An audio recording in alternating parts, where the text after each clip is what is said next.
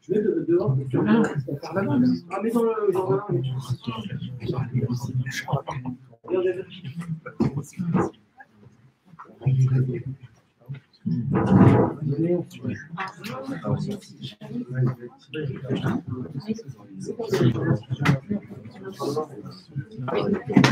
Chaim, Bezat Hashem, que cette étude qu'on va faire, Bezat Hashem, que ça mène la Yeshua, la Géoula, la Refoua, la Parnassa, le Shalom, Bezat Hashem pour tout le monde, que tout le monde puisse monter en Eretz Israël grâce à ces enseignements de Rabbi Nachman qui sont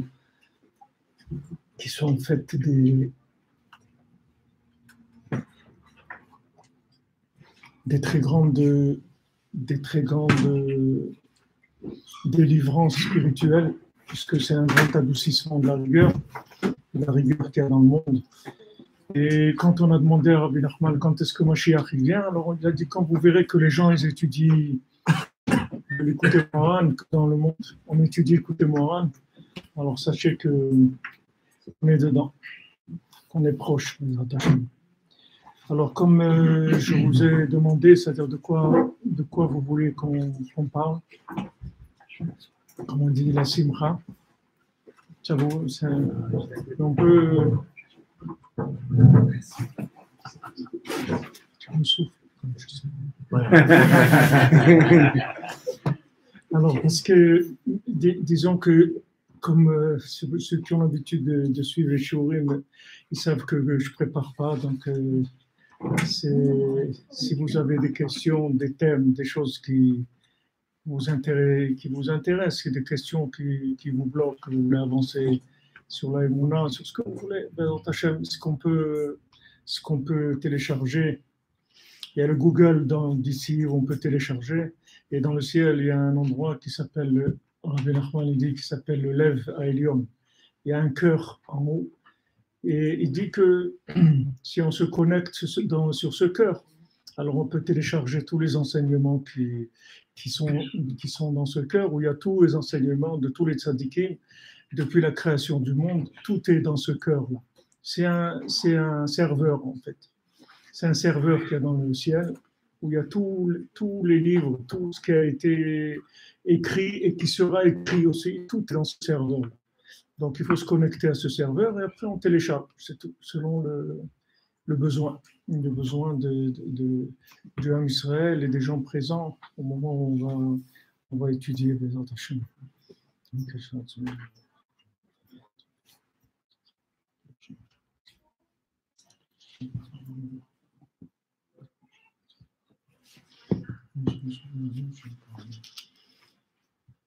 Donc, si vous avez des questions qui sont dans le canal où on est, sur la même longueur d'onde, n'hésitez pas. C'est-à-dire il n'y a pas de gêne. Allez-y, vous pouvez poser les questions que vous voulez.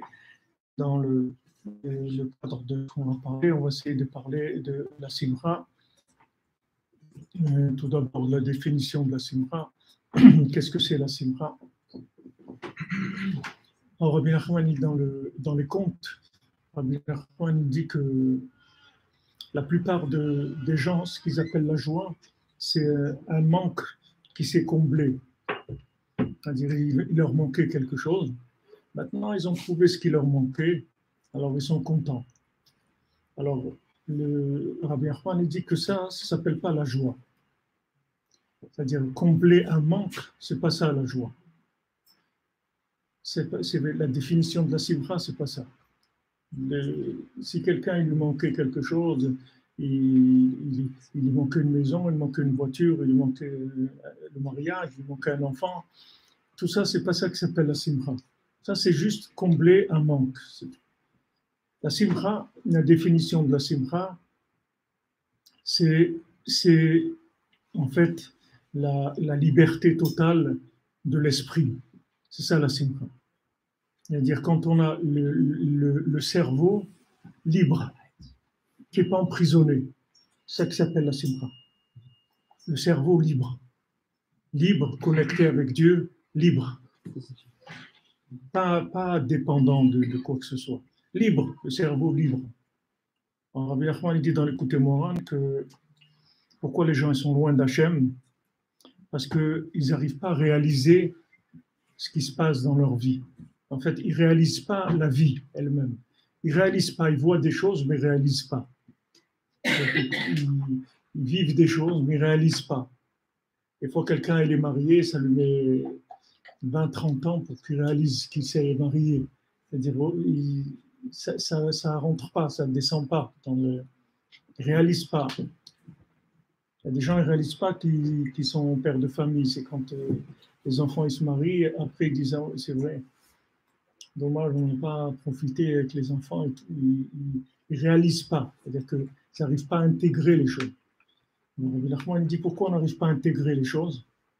Parce que le cerveau, il est prisonnier de certaines choses, de soucis, de la parnassa ou du regard des gens, ou des choses qui nous attrapent, qui nous prennent la tête. C'est des choses qui utilisent l'énergie du cerveau. Et le fait que l'énergie du cerveau est prise, alors ça nous empêche d'intégrer les choses qui sont importantes. Donc, en fait, on vit avec des notions, on voit des notions, mais on ne les vit pas vraiment. On n'arrive pas à les vivre vraiment. Si on veut vivre vraiment les choses, il faut libérer le cerveau. Alors, Rabbi Nachman dit que les gens ils sont loin d'Hachem parce qu'ils ne réalisent pas qu'il y a Dieu dans le monde. Ils ne réalisent pas.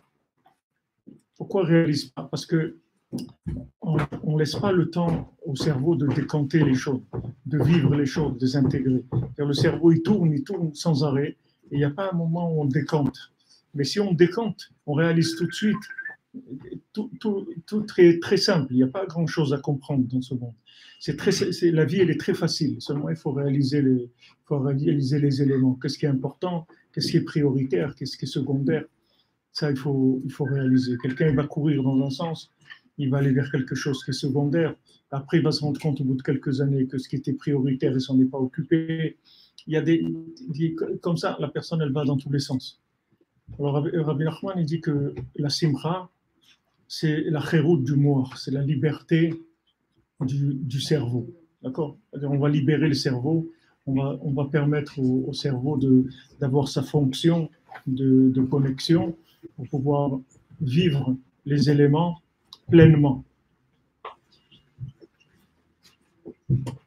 J'ai parlé de ça ce matin, parce qu'on est arrivé par un autre canal à ce sujet-là. Et vous voyez dans la Torah, vous voyez les gens ils travaillaient dans le tabernacle. Les gens qui ont construit le tabernacle.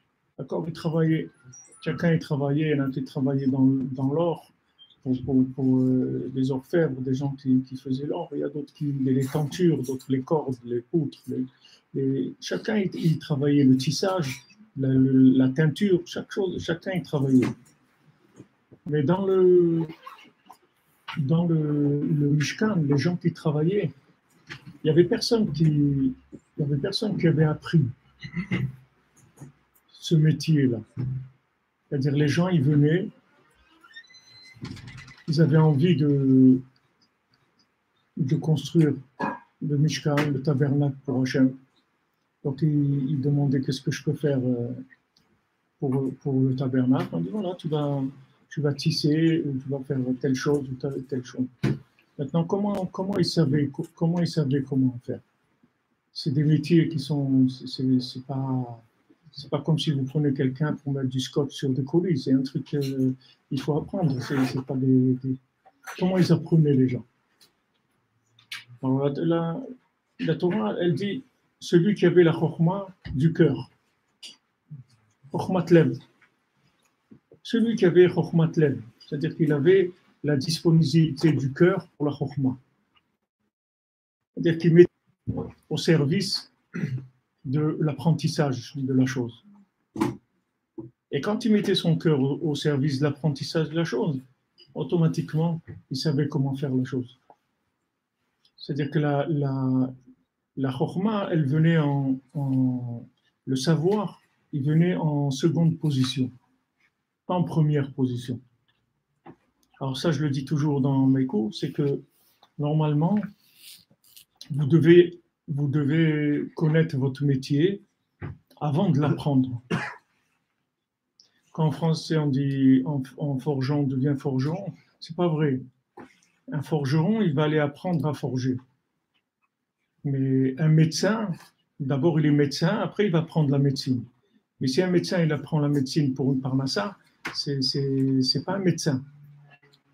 Même s'il connaît toute la technique de la médecine, mais c'est pas un médecin.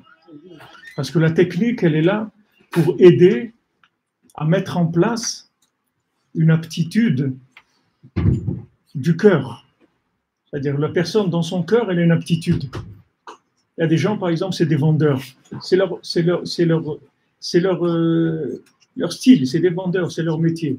Maintenant, ils vont aller prendre des cours, comment on vend, comment on fait pour être un vendeur. Il y a des techniques, comment il faut parler, comment il faut dire bonjour, combien de temps ça doit durer le message, qu'est-ce qu'il faut proposer, etc. Après, on va prendre la technique. Mais depuis qu'il y a eu la faute d'Adam Arishon, que le premier homme il a fauté, il a inversé le monde. Quand il a inversé le monde, alors l'homme, il pense que quand il va apprendre quelque chose, ça va l'aider à devenir la chose. C'est-à-dire que maintenant, il pense qu'en apprenant, en faisant des études de médecine, il va devenir médecin. Mais s'il n'est pas médecin, sa nature, c'est pas d'être un médecin, ça va lui servir à rien les études de médecine. Parce qu'il va être un médecin, mais c'est pas un vrai médecin. C'est-à-dire il n'a pas le sens de ce métier-là. Avant, c'était beaucoup plus proche de ça. C'est-à-dire avant, il y avait le côté apprentissage, il était très très important pour apprendre un métier. C'est-à-dire quand on apprenait un métier, on devenait apprenti d'abord, on rentrait travailler quelque part, on ne savait rien. Et petit à petit, après on voyait, même dans la Torah, c'est comme ça, on raconte sur Rabbi Yosef Karo. Rabbi Yosef Karo, donc celui qui a écrit le Shulchan Aruch, quand il est venu au Maroc, alors c'est connu, les Marocains, c'est pas parce que tu dis je suis le. Si tu dis je, alors tout de suite c'est Marrakech. Il est arrivé chez les Khamé, mais pour parler de Torah et halakha. Il dit voilà, je me présente. Il dit ok, alors on va puiser l'eau et préparer du thé. Ok. C'est le commencement. Il faut commencer par ça. Après, on verra. On verra pour la Torah. Déjà, comment ça fait préparer du thé. Et on verra. Alors, quand il est allé Rabbi Yosef Karo pour puiser de l'eau, pour faire le thé, l'eau elle est montée. Elle est montée vers lui. L'eau du puits, elle est montée vers lui. Quand ils ont vu ça, ils ont compris tout de suite qu'ils avaient affaire à quelqu'un qui était spécial. C'était pas un stam, un chacham qui vient comme ça. Donc tout de suite, ils lui ont donné le kavod qu'il fallait, au moins un certain niveau de kavod. Maintenant, si vous voulez, tous les métiers, c'est comme ça. C'est-à-dire que si vous faites de l'apprentissage, dans l'apprentissage, vous allez révéler votre capacité à faire ce métier-là. C'est-à-dire, est-ce que vous êtes fait pour ce métier ou vous n'êtes pas fait pour ce métier? Dans l'apprentissage, vous allez le voir. Mais si vous allez apprendre à l'université, vous voulez apprendre beaucoup de métiers qui ne vous concernent pas tellement, parce que c'est qu'au niveau de la chorma. Et après, quand vous arrivez pour travailler, des fois ça met du temps. Des fois, il y a des gens pendant 10 ans, 15 ans, ils font un métier, après ils changent. Parce qu'en fait, ce n'était pas leur métier. Ils sont rentrés là-dedans, parce que les choses sont venues par là, une influence ou un conseil. Mais ce n'est pas vraiment leur métier. Ils ont fait ça. Après, ils changent. Ils arrivent à un âge où ils sont plus sûrs d'eux. Ils font autre chose que ça. Alors, la base, normalement, Hachem, comment il a conçu le monde? Hachem, il a conçu le monde avec l'arbre de vie et l'arbre de la connaissance du bien et du mal. Normalement, l'homme il devait se connecter à l'arbre de vie. Une fois qu'il s'était connecté à l'arbre de vie, après il rentrait dans la connaissance. En fait, vous n'avez le droit à la connaissance que de ce que vous êtes. Si vous n'êtes pas quelque chose, vous n'avez pas le droit d'apprendre la technique de la chose. Parce que si vous apprenez la technique de la chose sans être la chose, vous allez complètement chavirer, vous allez partir complètement à côté. C'est-à-dire vous ne pourrez jamais faire la chose comme il faut la faire. Donc la première chose, c'est être la chose, et après on apprend. Qu'est-ce qu'on a dit dans le Torah? Naase Nishma. Pourquoi on a dit Naase Nishma? Pourquoi on est, qu'est-ce qu'il y a? On est des brels, on va dire voilà, allez, ok, dis-nous quoi faire et on va faire et c'est tout. Non, parce que on a compris que si on veut apprendre, il faut être d'abord. Il faut être. Pourquoi on appelle une yeshiva? C'est quoi une yeshiva? On s'assoit, ouais. Une yeshiva, c'est s'asseoir. C'est d'abord, tu veux apprendre la Torah, d'abord il faut que tu apprennes à t'asseoir. Si tu ne tiens pas assis, c'est pas la peine c'est-à-dire c'est pas la peine, c'est pas pour toi. Et apprends un petit peu et va après, tes nerfs, va les passer où tu veux, mais tu peux pas étudier si tu tiens pas assis des heures, si tu n'arrives pas à t'asseoir. C'est la première chose. Il y a une attitude à avoir pour avoir accès à la chokhmah. Pour avoir accès à la chokhmah. On n'a pas accès à la chokhmah. Aujourd'hui, on ouvre beaucoup dans la chokhmah, on ouvre la connaissance à tout le monde, etc. Mais avant, les gens, ils n'apprenaient pas comme ça. Les gens, ils apprenaient des choses qui étaient simplifiées et qui faisaient la preuve de l'aptitude de la personne à étudier cette chose-là. Au Maroc, quand ils étudiaient la Gemara, il n'y avait pas Rashi ni Tosfot. C'était caché. Il y avait un carton comme ça, posé sur la page de la Gemara. Vous n'avez que la Gemara, c'est tout. Il n'y a pas de Rashi, il n'y a pas de Tosfot, il n'y a pas d'explication, il n'y a rien. Et voilà, tout est là. Tout ça, tu le sors d'ici. Une fois que tu l'as sorti d'ici, tu vas regarder si tu as bien trouvé comme Rashi l'a expliqué ou comme les questions que Tosfot ils ont. N'est-ce pas, tu commences avec ça. C'est-à-dire que quand tu n'arrives pas à comprendre, là, tu vas comprendre avec les gens qui ont expliqué. Parce que si tu prends le chemin que les gens qui ont expliqué, ils vont t'amener à la chose, en fait, la chose, tu ne vas jamais la connaître. Parce que tu es arrivé par quelque chose d'extérieur. Tu n'es pas arrivé à la chose elle-même. Tandis que si on te laisse le texte là, ce texte-là, ça va être dur. Tu vas te casser la tête, ça va être dur. Mais quand tu vas comprendre ce texte, après toutes les explications, elles vont faire que faire vivre ce texte et l'embellir et lui donner toutes les mahalotes qu'il a. C'est-à-dire autant qu'il y a de méfarchim, de gens qui expliquent. Et ça, c'était la méthode d'étude. C'était comme ça qu'on étudie au Maroc. Il y a pas, tu commences, tu comprends pas, tu vas voir Rachid, tu comprends pas, tu vas voir Tosfot, tu comprends pas, tu vas voir Marcha, tu comprends pas, tous les trucs parce que tu comprends pas. Non, tu comprends pas, tu restes là-bas, c'est tout. Et tout. Répète. Tu lis encore, tu lis. Rabbi Nachman dit étudier la Torah, c'est apprendre à lire. Si tu comprends pas, c'est que tu sais pas lire, c'est tout. C'est que ça dépend que de la lecture. Le Maroc ne disait pas étudier, il disait lire. Karaya, qu'est-ce qu'il fait? Il lit. C'est tout. Quoi il lit? Il lit, c'est tout. C'est lire. Ça s'appelle lire, c'est tout. Tu apprends à lire. Et si tu ne comprends pas, si tu ne sais pas lire, c'est tout. Apprends à lire. Tu apprends à lire. Tu rentres dans le texte là, basique. Ah, tu commences avec des béquilles. Tu commences avec des béquilles de partout pour t'aider.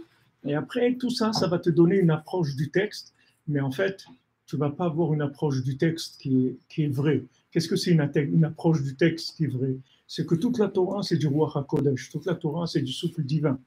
Tout ce qu'il y a dans toute la Gemara, tout ce qu'il y a comme texte de Torah, c'est tout du souffle divin. C'est tout de la divinité, c'est-à-dire c'est vivant. Maintenant, si tu approches la Torah avec des méthodes extérieures, le problème, c'est que tu ne vas pas avoir un contact avec le souffle divin qu'il y a dans la Torah. Tu vas avoir un contact de compréhension, tu vas pouvoir peut-être comprendre les choses, mais tu ne vas pas arriver à avoir un contact personnel avec le texte. Parce que le texte de la Torah, en fait, il est écrit pour toi personnellement. C'est-à-dire chacun qui étudie la Torah, c'est pour lui qu'il étudie la Torah. C'est-à-dire c'est un message qui va le concerner spécifiquement à lui, qui va lui parler de sa vie, qui va lui donner des conseils, comment faire, qui va l'orienter dans sa vie. Mais si tu veux que ce texte-là, il te parle, il y a une méthode pour que le texte il te parle. Si tu viens dans le texte et tu l'apprends comme une connaissance extérieure, cette connaissance extérieure, elle suppose que tu es déjà, toi, en rapport avec le texte. Et après, on va t'expliquer. Comme la formation, c'est-à-dire que tu vas rentrer faire des études. On suppose que tu es médecin. Et maintenant, on va te dire comment on devient un médecin. Alors, tout de suite, tu vas attraper les choses. Parce que tu es un médecin. Donc, tout de suite, tu vas attraper ça, mais bien sûr.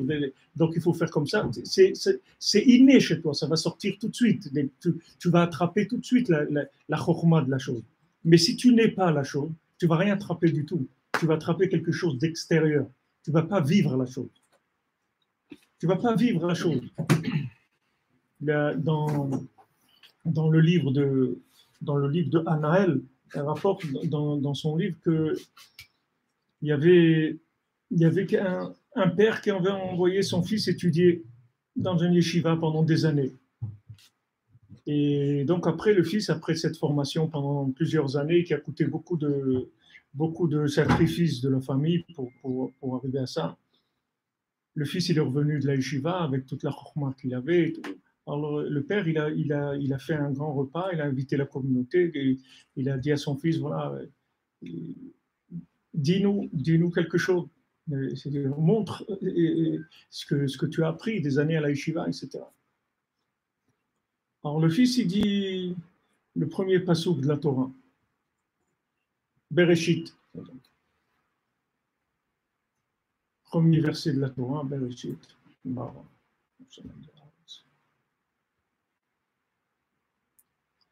Alors c'était ça, le discours, c'était ça, c'est tout. Alors le père, le pauvre, il dit, mais attends, c'est quoi ça? C'est honteux ce que tu nous fais. Tout.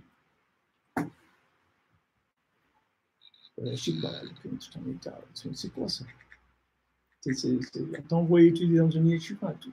Regarde même ta petite sœur de 5 ans, on lui demande, tu vas voir qu'elle sait aussi. Alors il appelle la petite fille, il dit, qu'est-ce que c'est le premier passage de la Torah? La petite fille, elle dit.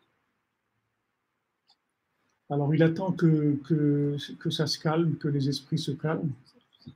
Il dit à son père, la différence entre elle et moi, c'est qu'elle le dit, mais moi je le sais. C'est pas la même chose. Il y a dire et il y a savoir. C'est pas la même chose, ça n'a rien à voir. On peut dire des choses, on peut dire beaucoup de choses, mais savoir les choses, c'est autre chose complètement. C'est un autre monde. On vous dit dans Pirkei Avot, Wuhaya Omer, Wuhaya Mashaya Omer. Wuhaya d'abord, après Omer. Wuhaya Omer. D'abord il est, après il dit. Il va te dire ce qu'il est. Il ne va pas te dire ce qu'il n'est pas. Ce qu'il n'est pas, et jamais il va en parler. Ça n'existe même pas. Il sait des choses, plein de choses. Mais ce qu'il n'est pas, il ne va jamais te le dire. Il ne va jamais oser parler de ça. Parce qu'il n'est pas cette chose-là. Tu as le naasé, tu es engagé, tu vis la chose. Ok, viens, rentre dans le nishma maintenant, viens. Viens dans le nishma, viens, rentre, viens apprendre, développer, tout ce que tu veux. Mais d'abord, est-ce que tu es cette chose-là? Tu es dans le naasé. Tu n'es pas dans le naasé, ce n'est pas la peine de rentrer dans la chokma. Ce n'est pas la peine, parce que si tu rentres dans la chokma, tu vas croire virtuellement que tu sais quelque chose. Mais tu ne sais rien du tout, même. Toute cette connaissance, c'est rien du tout. Parce que cette connaissance, elle ne va pas t'aider du tout. La connaissance, c'est un développement du vécu. Elle ne remplace pas le vécu, la connaissance. Elle ne peut pas remplacer le vécu. La connaissance, elle vient toujours en second plan. D'abord, tu vis la chose. Après, tu étudies la chose. D'abord, tu vis la chose. D'abord, tu te corriges, tu t'arranges, tu t'engages, tu rentres dans la émouna, tu rentres dans la prière, tu rentres dans la hirat shamaim, tu rentres dans tout là où tu peux rentrer. Tu apprends d'abord la halakha, le concret, comment être juif, comment le guide, comment je deviens juif. Qu'est-ce que c'est un juif? Qu'est-ce que c'est de la cacheroute? Qu'est-ce que c'est Shabbat? Qu'est-ce que c'est une prière? Qu'est-ce que c'est des tefilines? Qu'est-ce que c'est des tzitzit? Qu'est-ce que c'est Taranta Mishpara? J'apprends qu'est-ce que c'est un juif d'abord, comment un juif il vit. Après, on va étudier. Mais d'abord, on apprend d'abord comment être. C'est ça, c'est ça le chemin de la simra. Pourquoi les gens ils sont pas de joie? Parce qu'ils vivent pas. C'est pour ça qu'il n'y a pas de joie. Parce que les gens ils ne vivent pas leur vie. Ils vivent la connaissance de la vie, mais pas la vie. Donc il n'y a pas de joie. Si tu sais une chose, ça ne va pas te donner une joie. Ce qui va te donner la joie, c'est quand tu vas vivre la chose. Tu vas vivre la chose, maintenant que tu l'as vécue, tu vas la développer, c'est extraordinaire. Alors là, ça va tout le temps, ça va se renouveler tout le temps. Tu vas trouver des choses qui vont venir alimenter tout le temps ton vécu avec un renouvellement. La connaissance, ça va te donner un enrichissement, un renouvellement du vécu. Mais elle se base toujours, on suppose que tu vis la chose. Mais si tu ne vis pas la chose, tout ce qu'on est en train de te dire, c'est dommage, ça va te servir à rien. Ça ne servira à rien. Une fois, à la yeshiva à Aix-les-Bains, il y avait Rav Chaim à la Vachalom, une fois, comme ça, de temps en temps, il criait comme ça quand il y avait des choses qui le dérangeait. Il ne parlait pas très bien le français. Il avait appris français dans les camps de travail où il travaillait. Il ne parlait pas très, très bien le français. Mais quand il disait quelque chose, il savait se faire comprendre. Alors, il y avait les Bachurim comme ça à la yeshiva, et ils ont décidé de ne pas faire du moussard. Il y avait une étude de moussard d'une demi-heure, de 6h30 à 7h, après c'était le repas à 12h. Donc, ils ont décidé de faire sauter la demi-heure du moussard, de morale, à quoi ça sert, on perd le temps et tout, on peut étudier encore des choses.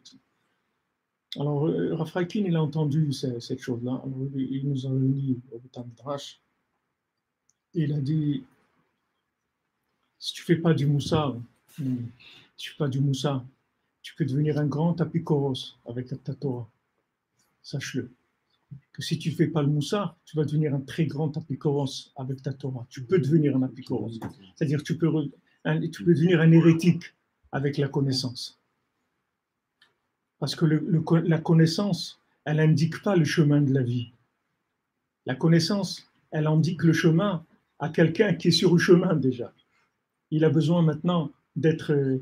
si maintenant vous allumez le GPS, alors il attend le GPS. Qu'est-ce qu'il attend? Il attend que vous lui dites où vous allez, oui. Si vous lui dites, bon, aujourd'hui, débrouille-toi, je ne vais pas te dire où je vais. Débrouille-toi, il ne va rien te dire du tout. Ou il va t'amener à Johannesburg, ou je ne sais pas où il peut t'amener. Il faut que d'abord tu lui dises ce que tu veux, où tu veux aller. OK? Une fois que tu lui dis où tu veux aller, et qu'il a vu la position où tu te trouves, maintenant il va te dire comment il faut faire pour aller. Mais d'abord, il faut que tu saches où tu vas. Tant que tu ne sais pas où tu vas, de quoi on va parler?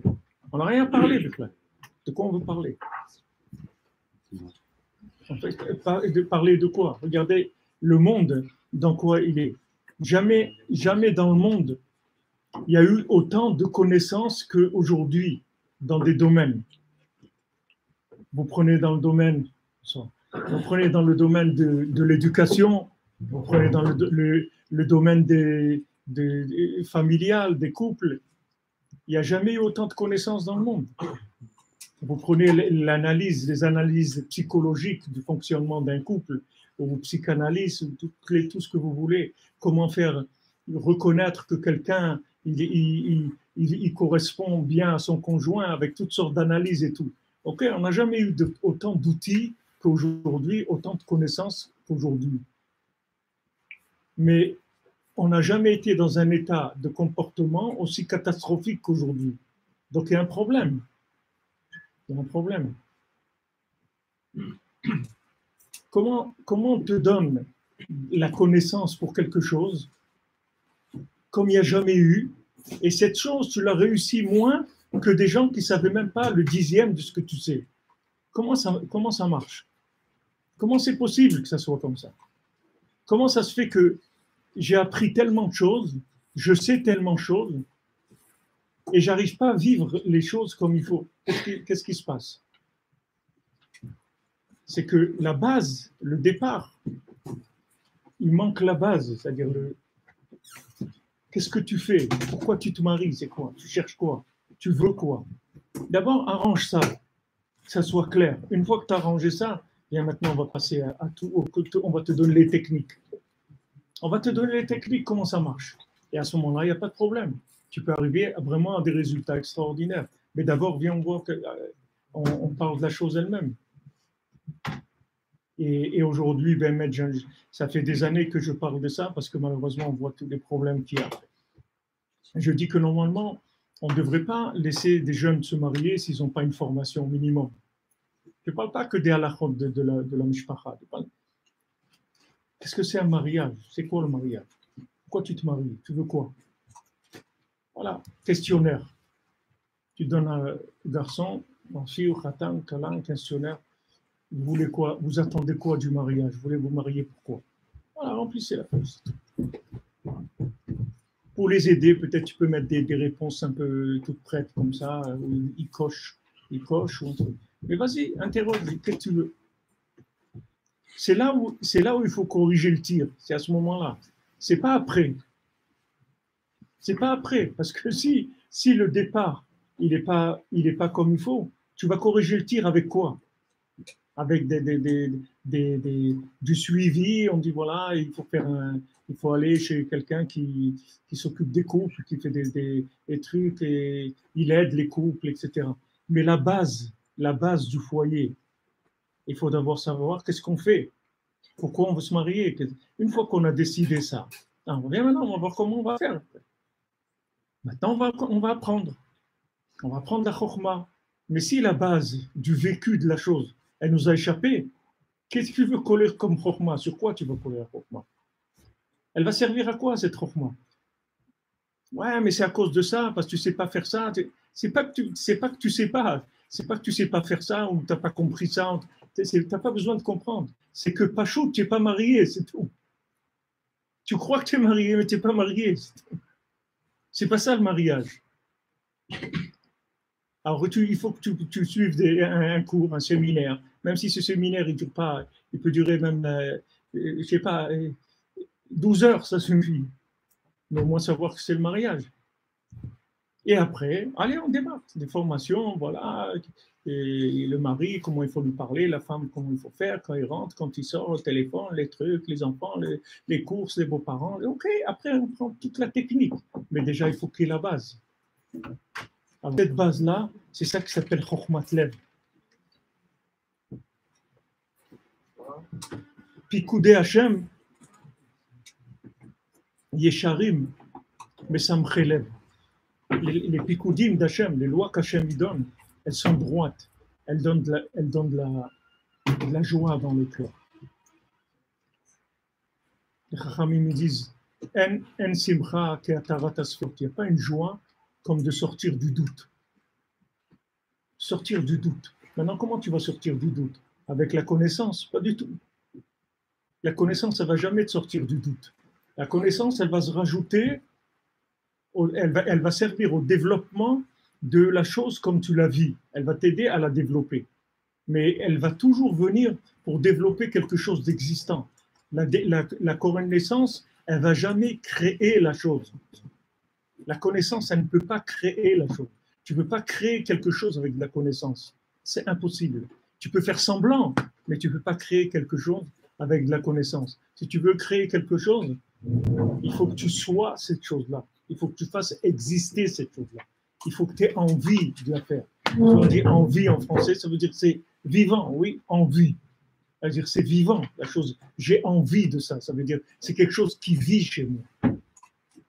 Et Chachamim me disent, un Adam l'omed et la echan shelibo chafetz. Un homme, il n'étudie que là où son cœur, il a envie.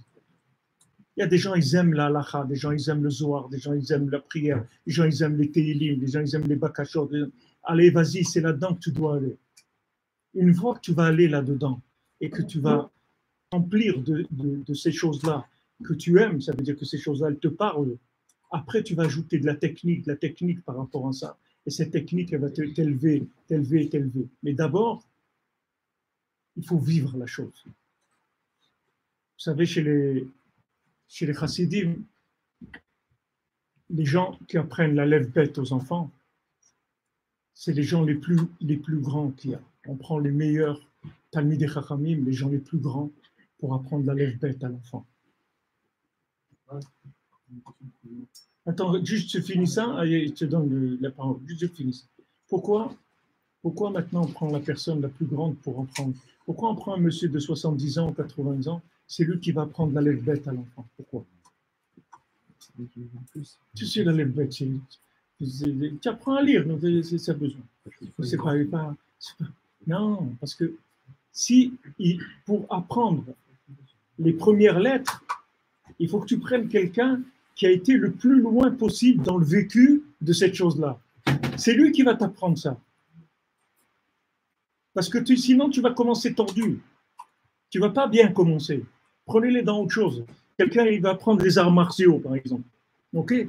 Il faut qu'il aille chez un maître, le plus grand maître qu'il y a, et qu'il commence avec lui. Parce que s'il va chez un bricoleur, quelqu'un qui a appris sur Internet ou avec un livre de trucs, il va commencer tout de suite avec des trucs tordus.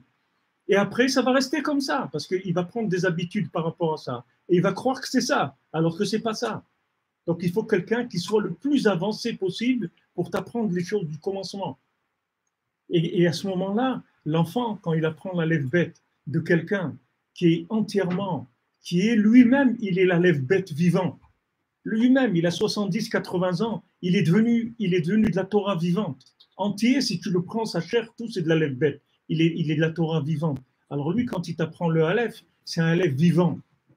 C'est pas un Aleph de Chokhmah, c'est un Aleph de vie. Il va t'apprendre une Torah de vie. Et si tu as des enseignants comme ça, tu vas aimer la Torah. Tu vas avoir envie d'étudier la Torah. Et si quelqu'un n'a pas envie d'étudier la Torah, c'est parce que les gens qui lui enseignent, ils ne vivent pas la Torah. Ils ne vivent pas la Torah. Donc tu ne peux pas, si tu ne vis pas la Torah, tu n'as pas le droit d'enseigner. Tu n'as pas le droit parce que tu vas présenter la Torah comme étant quelque chose qui va fatiguer la personne à qui tu vas enseigner. Parce que tu ne la vis pas. Qu'est-ce que tu veux lui apprendre? Quoi? Des techniques, des mots, des phrases, des idées, des trucs. Ça ne passe pas. Il faut que tu vives ce que tu vas enseigner. D'abord, tu le vis, après tu peux l'enseigner. C'est pour ça qu'on est très exigeant par rapport aux enseignants de Torah. Et c'est pas du tout, on ne prend pas des enseignants de Torah, des gens qui sont ratés dans la vie et qu'on n'a pas trouvé quoi faire avec eux. On leur dit, bon, alors tu vas enseigner aux enfants. C'est comme quelqu'un qui va faire du jardinage ou va faire garder un gardien de synagogue, tout comme ça. Bon, ok, tu vas en prendre. Mais pour enseigner aux enfants, il faut les meilleurs enseignants qu'il y ait. Et tous les enfants aujourd'hui, le problème qu'il y a après à l'adolescence et tout, c'est uniquement pour ça. Parce qu'ils ont appris de la Torah de gens qui ne vivaient pas la Torah. Donc, ils ne leur ont pas fait vivre la Torah. Donc, cet enfant, après, il croit qu'il connaît la Torah, mais il ne connaît pas la Torah. Alors après, il voit qu'il n'arrive pas à faire des choses. Il a envie de se lever pour la prière, il n'a pas envie de se lever. Il doit faire telle chose, il n'a pas envie. Tu lui dis, mais les tzitzit et tout, ça gêne. Chaque chose après, c'est une histoire. Chaque chose après, ça devient dur, ça devient... parce qu'il n'y a pas de goût dedans. Il n'y a pas de vécu. Alors pour ça, Rabbi Nathan, il a écrit l'écouter à la route. Alors après, je vais dans ta chambre vous dire, qu'est-ce que vous voulez demander?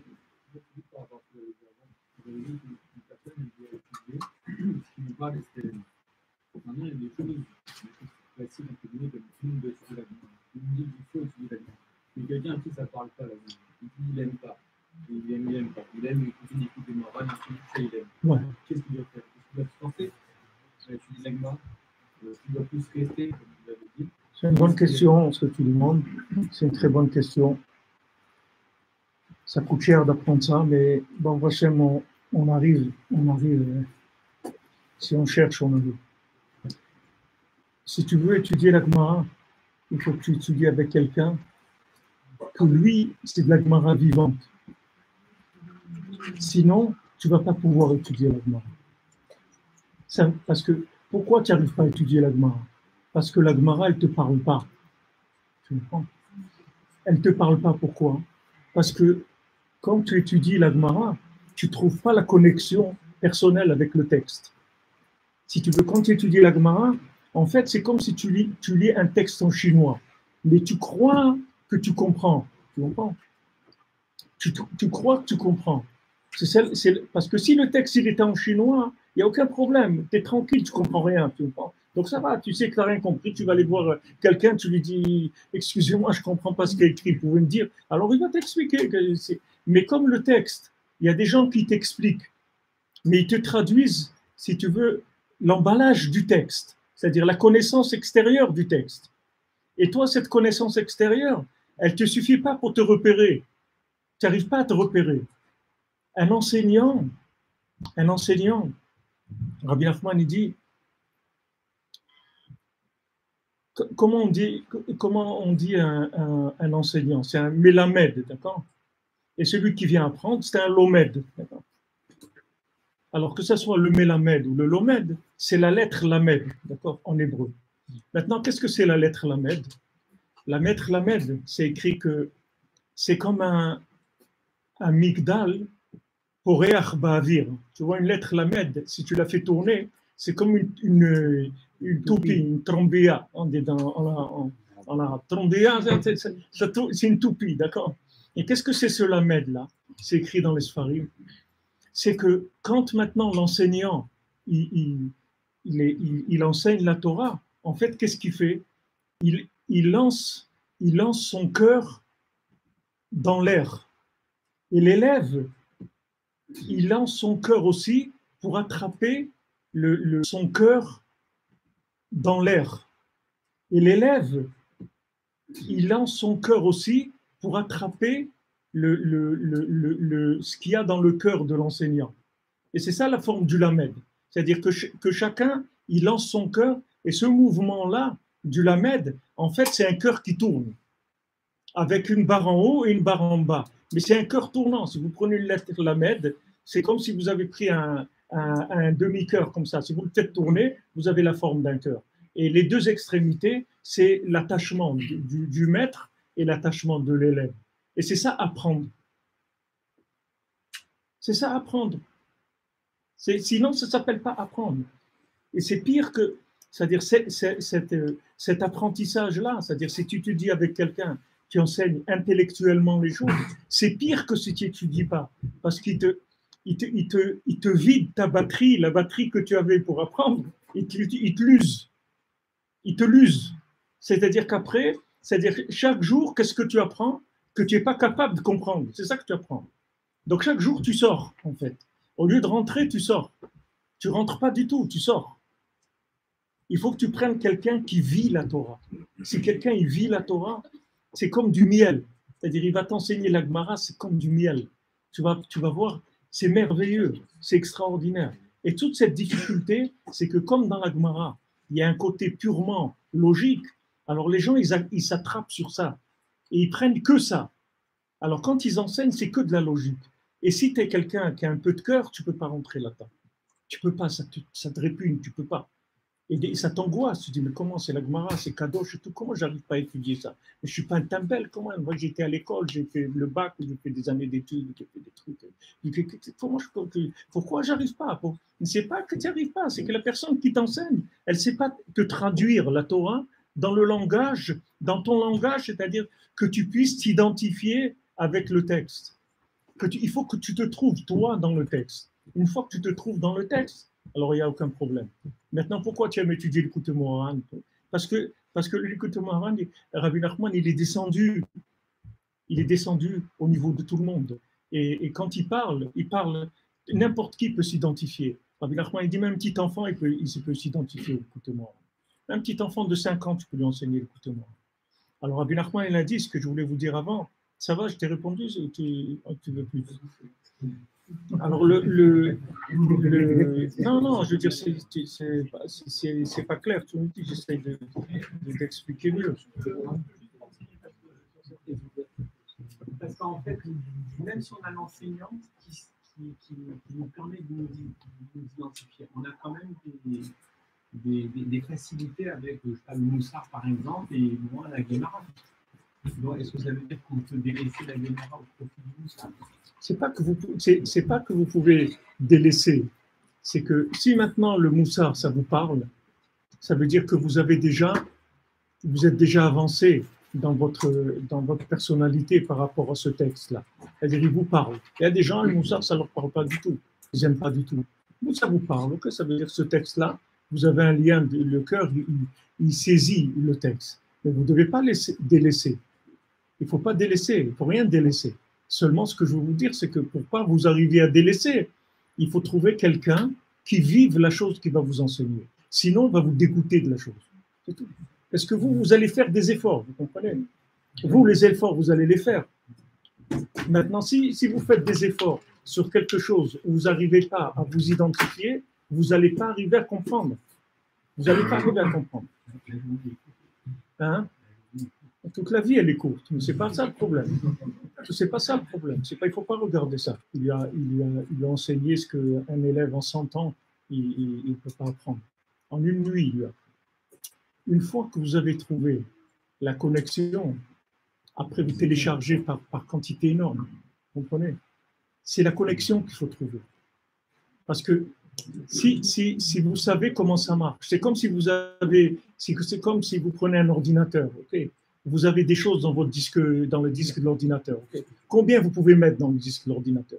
Vous allez mettre 10 gigas, 1 téra, et trucs. Mais si vous avez une connexion Internet, vous pouvez télécharger des milliards de téras. Vous comprenez? Vous prenez des trucs du monde entier. Si vous approchez la Torah avec votre cœur et que votre cerveau, il se met au service de votre cœur, il n'y a aucune limite de la connaissance de la Torah. C'est-à-dire que vous n'êtes pas limité du tout. Non seulement vous n'êtes pas limité, mais vous n'oubliez rien aussi. Parce que ce qui rentre dans le cœur, vous ne l'oublierez jamais dans votre vie. Vous verrez que ce que vous avez appris avec votre cœur, même si vous avez l'âge de 5 ans ou 6 ans, et que vous pensiez qu'il y a quelque chose à laquelle vous n'avez jamais pensé dans votre vie, vous allez voir 20 ans après, un jour vous vous rappelez de cette chose-là. Parce qu'un jour dans votre vie, le vécu, il va faire le contact avec cette connaissance qui est rentrée. Pourquoi? Parce que cette connaissance, elle était dans le cœur. Comme elle est dans le cœur, elle est sensible au vécu. Dès qu'il y a le vécu, la connaissance, elle sort. En fait, la véritable connaissance, c'est la connaissance du cœur. Elle ne prend pas de place. Parce que dans le cœur, ce n'est pas un disque dur. Le cœur, c'est un mishkan. Il est en-sof, le cœur. Vous pouvez mettre dedans tout ce que vous voulez. Vous pouvez charger dedans tout ce que vous voulez. Ça ne prend pas de place du tout. C'est jamais plein. Le cœur, il ne se remplit jamais. Et quand vous avez besoin de la mémoire du cœur, elle sort automatiquement dans votre vie. Vous n'avez pas besoin d'aller réfléchir sur ça. Pas besoin de réfléchir du tout. Ça sort automatiquement. Parce que la situation, elle appelle à cette connaissance-là. Vous faites un contact entre le vécu et ce que vous avez appris.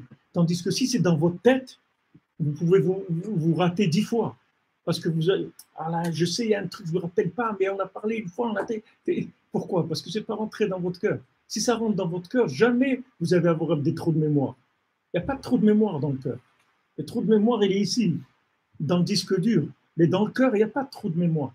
Parce que c'est dans votre chair. Ce n'est pas quelque chose qui est étranger. C'est vous-même. C'est-à-dire cette chose-là, elle vous a construit. Vous êtes la Torah. La Torah, c'est vous. Vous êtes la Torah. Alors, il n'y a pas d'oubli. Vous verrez une étude, et ça arrive si vous avez étudié un petit peu dans votre enfance, dans votre jeunesse, vous verrez que des choses que vous n'avez pas, vous ne savez pas.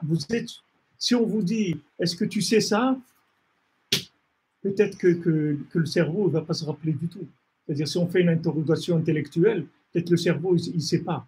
Mais si vous avez un besoin sur le terrain, dans le vécu, de cette chose-là, tout de suite, ça va sortir. Parce que c'est dans votre cœur. Alors maintenant, si vous voulez, les gens, ils vont vers la facilité, c'est normal. Quelqu'un, il aime quelque chose. On me dit, le monsieur, voilà, j'étudie ça, j'aime. Et le truc, ça me barbe. Quand j'étudie, ça me fatigue, je n'arrive pas. Pourquoi ça te fatigue? Parce que celui qui te l'a cuisiné, il ne sait pas le préparer. Il ne sait pas le préparer. Il y a des gens comme ça qui ont mangé des fois des trucs qui étaient mal préparés. Toute leur vie, ils ne veulent plus manger ça. Ils ne veulent pas. Ils disent non, ça, j'aime pas. Ce n'est pas qu'il n'aime pas. C'est que comme c'était préparé, il n'aime pas. Mais si tu le prépares autrement, il va aimer. Mais il ne peut pas faire le pas. Il est bloqué maintenant. Il a été traumatisé par ça. Il a mangé, ça l'a dégoûté, ça y est, il ne veut plus entendre parler de ça. Mais ce n'est pas la chose elle-même. La chose, elle est très bonne. Seulement, comment ça a été préparé, ce n'était pas bon. La Torah, elle est extraordinaire. Le problème, c'est les enseignants. Ce n'est pas la Torah. Qui est-ce qui vous enseigne la Torah? C'est ça que vous devez chercher. Vous devez chercher des gens qui sont pétris de la Torah. Ça ne vient pas de leur tête. Ils sont de la Torah vivante. C'est ces gens-là qui vont vous enseigner la Torah. Et à ce moment-là, vous allez voir qu'est-ce que c'est étudier la Gemara. La Gemara, c'est quelque chose, c'est un plaisir extraordinaire. C'est une connexion extraordinaire. C'est vivant, c'est actuel, c'est extraordinaire. Seulement, il faut quelqu'un qui la vive. S'il ne la vit pas, il va vous parler comme si vous parlez de physique ou de mathématiques. Ça ne marche pas. Paracha pour les gens qui ne sont pas doués pour ça. Il y a des gens qui sont des mathématiciens de nature. Alors aussi, ils accrochent sur le côté intellectuel, il n'y a pas de problème. Mais seulement, le problème, c'est que même s'ils apprennent intellectuellement, dans leur vie, ça ne leur servira à rien. Ils vont savoir la Torah, ils ont fait la mitzvah, d'étudier la Torah et tout, il n'y a pas de problème. Mais quand ils ont une épreuve dans leur vie, cette Torah, elle ne les aide pas. Pourquoi? Parce que l'épreuve, c'est dans le cœur, ce n'est pas dans le cœur, ce n'est pas dans l'intellect. Quand vous avez une épreuve, c'est une douleur dans le cœur. Ce n'est pas dans l'intellect qui ne souffre pas. Ce n'est pas l'intellect qui souffre, c'est le cœur. Et s'il m'attire pour tout, absolument tout. Même si vous connaissez que le Chumash et la Paracha et la Tara et tout, avec ça, vous pouvez vivre toute la semaine connecté avec Hachem, avec la Hirat Shamayim, avec la Simcha, avec tout. Mais il faut que ça rentre dans votre cœur. Toute la Torah, c'est du souffle divin. Il n'y a pas de limite. Il n'y a pas de limite à ça. Seulement, que ça rentre dans le cœur. Pour que ça rentre dans le cœur, il faut un enseignant qui vive la Torah. Et ça, il faut le vérifier. Et l'enseignant, il doit être honnête. Même si un enseignant, il enseigne quelque chose techniquement, il doit dire, voilà, moi, je vais vous apprendre la technique et tout. Mais le cœur, il faut que vous débrouillez vous-même. Débrouillez vous-même à chercher le cœur et tout. Moi, je n'ai pas ça. Moi, je vais vous apprendre techniquement, voilà comment on fait, voilà, ça. Et ça, je suppose que le reste, vous allez faire tout seul. Et sinon, ça va vous servir. Il faut qu'il ait cette honnêteté-là. Qu'est-ce que vous voulez demander? Là, vous parlez de connexion par rapport à la Gemara. Ouais. Parce que vous parlez de connexion avec Hachem, avec la Gemara, il n'y a rien de plus clair à faire. Pas du tout, pas du tout. C'est Mais parce que les gens qui t'ont enseigné, ils t'ont jamais fait vivre, c'est tout. C'est-à-dire que vous arrivez, c'est une vraie question. Vous arrivez à vous connecter autant avec Hachem quand vous fatiguez les doutes que quand vous faites de la Gemara. Vous arrivez à ressentir cette même puissance. N'importe quelle étude de la Torah, pour moi, c'est la même chose. Moi, il n'y a aucune différence que j'étudie l'écouté Moharan, ou ou la Gemara, le Midrash, ou le Zohar, tout ce que c'est la même chose. C'est tout pareil. Ça ne change rien. Pendant des années, j'ai enseigné sur des textes qui n'étaient pas les textes de Breslev. J'étais les enseigner, je faisais le dimanche à Yeshiva un cours de Pirkei Avot pour des gens qui venaient de Annecy ou des villes autour comme ça. Ils étaient libres le dimanche, alors ils venaient à Aix-les-Bains.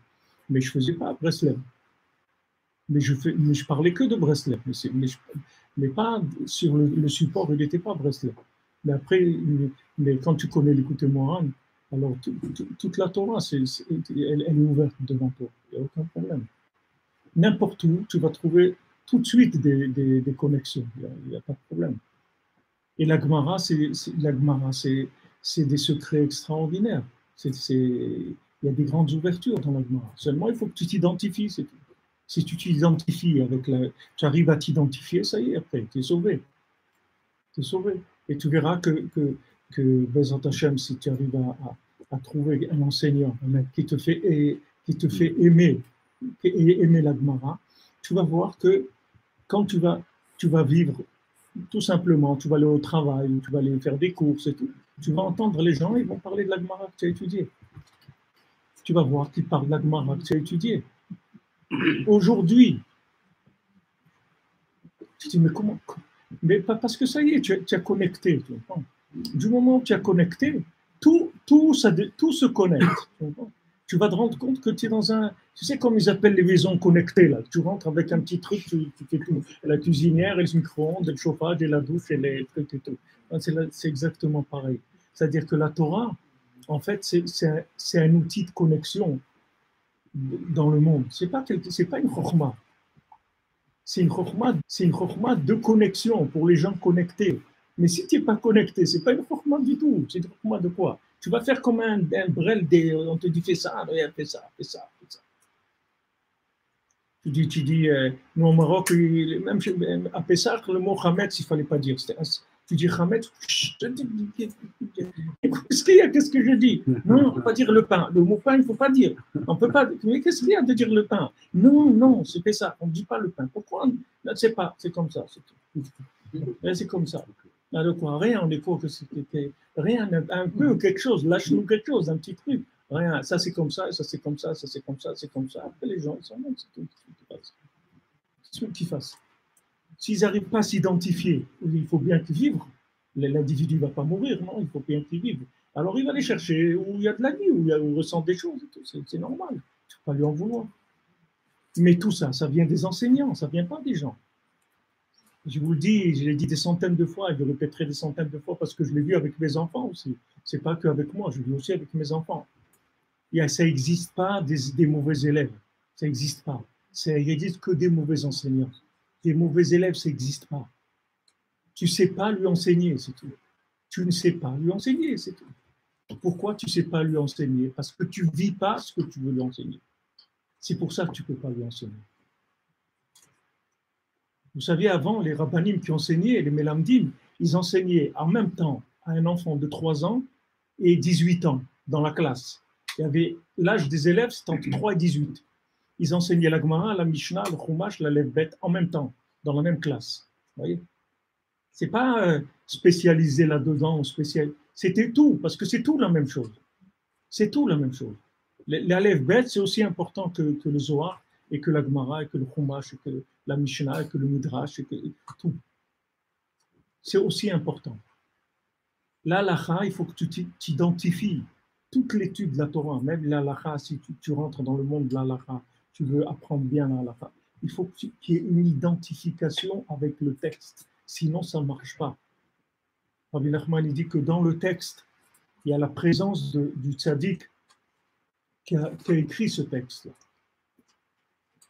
Et maintenant, il faut que, quand tu étudies ce texte, il faut que tu dises, avant d'étudier le texte, voilà, ce texte-là, c'est Shulchan Aruch, c'est Rabbi Yosef Karo qui a écrit le Shulchan Aruch. À ce moment-là, tu as le souffle du tzaddik qui va t'aider à comprendre le texte. Il va t'aider, il va te réveiller le cœur que tu puisses comprendre le texte. Il n'y a personne qui n'aime pas la Torah. Les gens qui n'aiment pas la Torah, c'est parce qu'ils ont eu des enseignants qui les ont dégoûtés. Soit par leur comportement, soit par leur façon d'enseigner, qui les ont dégoûtés. Donc ils sont partis chercher ailleurs. Ils ne peuvent pas s'asphyxier, les gens. Tout le monde a besoin de vivre.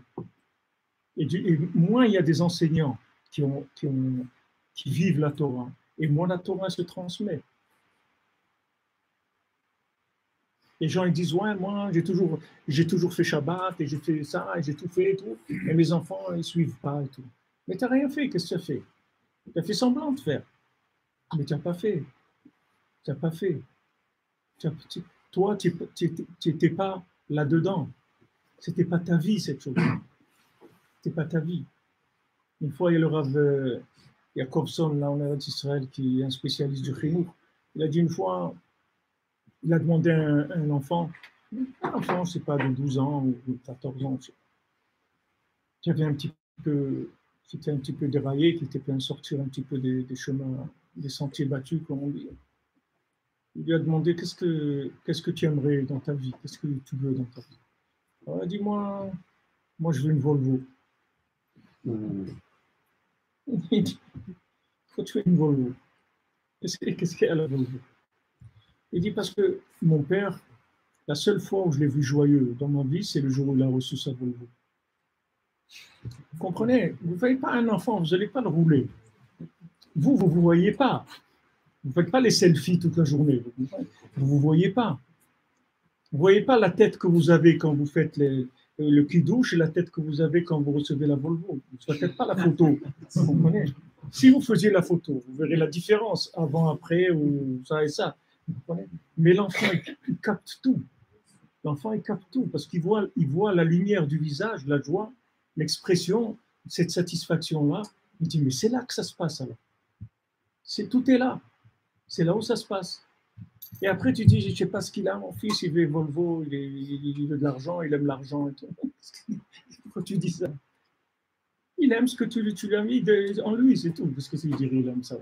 Ça existe, un bébé inné, il aime la Volvo. Il ne sait rien du tout. Il est venu comme ça. Il ne sait rien. C'est ce que tu lui as donné, ce que tu lui as montré, que c'est ça qu'on aime. Il va aimer, c'est tout. Et aujourd'hui, où les gens sont, si tu veux, très, très faibles, c'est-à-dire les gens aujourd'hui, ils n'ont pas beaucoup de nerfs à donner. Ils n'ont pas de persévérance beaucoup. Donc, ce manque de force, de persévérance, elle est à notre avantage parce qu'on est obligé d'aller directement à la vérité. On ne peut pas user notre batterie avec des choses qui sont à peu près. Ça ne va pas nous satisfaire. Ça ne va pas nous satisfaire. C'est comme ça qu'il va y avoir la Géoula. C'est-à-dire que le fait que maintenant, on n'a pas beaucoup d'énergie à investir, donc comme quelqu'un qui n'a pas beaucoup d'argent, il va acheter les choses de première nécessité, c'est-à-dire il va acheter du pain, du lait, des choses simples. Il ne va pas aller acheter des choses pour s'amuser. Dans la vérité, dans la Torah, c'est la même chose. Aujourd'hui, les gens, ils n'ont pas la force de s'investir dans quelque chose qui n'est pas vrai. Le tri se fait automatiquement, pas parce qu'ils ont découvert la vérité, c'est parce que ce qui n'est pas vraiment vrai, ça ne les attire pas. Et si ça ne les attire pas, ils ne vont pas le faire. Alors qu'avant, quelqu'un, ça ne l'attirait pas, il le faisait quand même. Donc après, il n'y avait plus de différence chez lui, il ne savait plus où il était, entre ce qui est vrai, ce qui n'est pas vrai et tout, parce qu'il peut faire tout. Donc il ne voit pas la différence. Aujourd'hui, on a beaucoup moins de force, on peut aller que vers ce qui nous parle. On va s'investir si la chose nous parle, et si elle ne nous parle pas, on va s'investir. Donc on va aller automatiquement vers le vrai. Le vrai, ça veut dire que tu t'es arrivé à trouver ton identité dans cette chose-là. C'est-à-dire, ça y est, tu t'es identifié à cette chose-là, tu vois que tu as ta place avec cette chose-là et tu avances. Et tu avances. Alors, cette identification, cette connexion, cet attachement, c'est ça que ça s'appelle la simcha. La joie, c'est ça. Quand on dit la joie du mariage, c'est quoi? C'est qu'il y a deux qui deviennent un. C'est ça la joie. La joie, c'est que avant le mariage, ils étaient dos à dos. C'est-à-dire chacun, il avait sa vision de la vie. Maintenant, ils sont ensemble, ils ont une vision commune des choses. Et chacun, il s'enrichit de la vision de l'autre. Chacun, il a son angle où il voit la vie. Et c'est avec ça que maintenant on voit. On ne voit plus avec 2 yeux, on voit avec 4. On a une vue beaucoup plus complète des choses. Ça s'appelle la joie. C'est ce que ça s'appelle la joie. La joie, ça veut dire que maintenant, les choses, elles sont complètes parce que j'ai adhéré, j'ai ma place. C'est-à-dire, j'ai adhéré à cette chose-là. C'est ça qui me donne la joie. C'est que je sens que cette chose-là, elle me parle. C'est pour ça que ça me donne de la joie. Mais la joie, c'est pas qu'il me manquait quelque chose, je l'ai eu maintenant. C'est pas ça la joie. La joie, ça veut dire que maintenant, j'ai trouvé mon rapport avec la chose, mon lien avec la chose. La chose, elle me parle. Et donc, ça y est, je suis rentré en communication avec la chose. Ça, c'est la joie. Ce qui s'appelle la simcha. Et ça, c'est la liberté. C'est ça la liberté. La liberté du cerveau, que je vous ai dit tout à l'heure. Parce que tu sais que maintenant, ton cerveau, tu le mets de côté, tu l'utilises quand tu as besoin. Ce n'est pas lui qui va te dire quoi faire. Il ne va pas te dire quoi faire. Toi, tu lui dis maintenant, allez, on analyse telle chose. Alors, on rentre, on réfléchit, etc. Mais on analyse le vécu. On ne tronque pas la connaissance pour le vécu. On ne tronque pas. Et ça, c'est l'étude de base de la vie, de la Torah, de la vie. Tout le principe des Meraglim qu'il y a eu en Eretz Israël, qui étaient les explorateurs, quand après les frères de Yosef, ils l'ont rejeté, c'est exactement, ils ont eu le même problème qu'ils ont eu les Meraglim, c'était la même chose. Les Meraglim, c'était quoi? Qu'est-ce que c'est un Meragel? C'est quelqu'un qui vient visiter, mais il n'est pas engagé. Il vient comme ça. On dit Meragel espionner, mais ce n'est pas le mot espionner. Un Meragel, c'est quelqu'un qui vient en touriste. Il vient, comme on dit, il y a le mot régel de vin, il vient pour se balader, comme on dit. Quelqu'un, il va faire les magasins. En Israël, vous ne pouvez pas faire les magasins. Vous entrez dans un magasin, vous dites que tu veux quoi? Qu'est-ce que ça veut dire je veux quoi? Mais qu'est-ce que tu veux? Alors, non, c'est un peu choqué. Vous dites, je veux un pantalon. Combien tu veux mettre? Combien tu veux mettre dans le pantalon? Tu veux payer combien le pantalon? C'est choquant. Ça vous choque. Pourquoi? Parce que vous avez l'impression qu'il est en train de vous agresser. Que toi, tu veux rentrer, tu es libre, tu te promènes dans le magasin et personne ne va te dire ce que tu vas acheter. Mais si vous voulez, en Israël, la personne va directement au but. Elle vous dit, tu veux quoi? Tu es rentré pour l'air conditionné parce que tu es chaud dehors. Qu'est-ce que tu veux? Tu veux un pantalon? Combien tu vas mettre dans ça? Dis-moi à peu près le prix, je vais te montrer ça et ça et ça. Comme ça, ni toi tu perds ton temps, ni moi je perds mon temps. On va direct au but, parce que c'est beaucoup plus concret les choses. Ça va directement dans le concret. Et quand on est habitué à tourner dans le virtuel comme ça, c'est choquant, parce qu'on a l'habitude de faire des approches, des approches, des approches avant d'aller vers la chose qu'on veut faire. Alors les Meraglim, quand ils ont vu Eretz Israël, ils ont dit ça c'est une terre, elle mange ses habitants. Ce n'est pas une terre que tu peux l'embrouiller avec ta tête. Elle t'avale entièrement. Elle te mange la terre. Et Rabbi Nachman dit, s'il y a écrit ça dans la Torah, ça veut dire que c'est vrai. La Torah, elle n'écrit pas du mensonge. Si c'était du sheker, elle n'aurait pas écrit la Torah. Donc si la Torah dit, Eretz Ochelet Yoshvea, ça veut dire que c'est une terre qui mange les habitants. C'est-à-dire que quand tu vas vivre en Eretz Israël, tu vas devenir Eretz Israël. Tu vas devenir toi-même une partie d'Eretz Israël. Tu vas devenir Eretz Israël. C'est la seule terre au monde qui domine l'homme. N'importe où dans le monde, la terre, l'homme domine la terre. Mais en Israël, c'est tout inversé. Pas inversé, c'est à l'endroit. C'est-à-dire que la terre d'Israël, elle mange l'individu. Elle le transforme. Et pour ça, celui qui vit en Eretz Israël, alors il est sûr qu'il va faire tchouva, qu'il va s'arranger, tout va s'arranger. Parce que la terre, c'est la terre qui travaille, c'est pas lui. Rabbi Nachman dit que Amazon le nizam, c'est-à-dire que la nourriture, elle devient celui qui la mange. Un homme, il mange une carotte, ça devient de l'être humain. Un animal, une vache, elle mange une carotte, ça devient de la vache. Eretz Israël, elle mange quelqu'un, il devient Eretz Israël, lui-même. Mais si maintenant ce qu'il veut, c'est pas d'être un juif connecté avec Hachem, alors la terre, elle le rejette. Elle ne peut pas rester en Eretz Israël. C'est pour ça que le grand-père du Chida, Avraham Azoulay, il dit dans son Sefer, précède Avraham Azoulay, il dit que celui qui vit en Eretz Israël, c'est sûr que c'est un tzaddik. Il dit, tu le vois comme ça. Il dit, tu te trompes. Ce que tu vois, tu te trompes. Parce que la terre, elle vomit les gens qui ne sont pas bien. Donc, si tu es là-bas, c'est qu'il est bien. Mais comment je vois? Tu vois rien, tu sais rien. Tu sais rien. Ce que tu vois, c'est de l'imagination. Mais c'est pas, c'est un tzaddik. Sinon, la terre, elle le repousse tout de suite. Comme les BDS, là, les trucs, ils l'amènent à la frontière. Il dit, allez, hasta la vista. La terre, elle transforme complètement l'individu. C'est pour ça que c'est la malade de vivre en Eretz Israël. C'est ça, c'est un engagement. C'est sûr que d'être broyé, digéré, truc, c'est pas agréable. C'est sûr que c'est beaucoup plus beau une carotte, une banane, une pomme que quand on la mâche. C'est sûr que l'individu, c'est la même chose. C'est vrai que quand on est en Eretz Israël, il y a beaucoup de transformations qui ne sont pas très agréables, mais il faut voir après ce qui sort après, c'est ça le principal. Il sort quelqu'un qui est un morceau d'Eretz Israël lui-même. Il est devenu un morceau d'Eretz Israël, l'individu. Alors toute l'approche de la vie, de la connaissance, de tout, Rabbi Nachman, il explique que c'est comme ça que ça marche. C'est-à-dire qu'en fait, si tu veux apprendre quelque chose, tu vas devenir cette chose-là, tu vas t'inclure dans la chose, tu vas devenir la chose.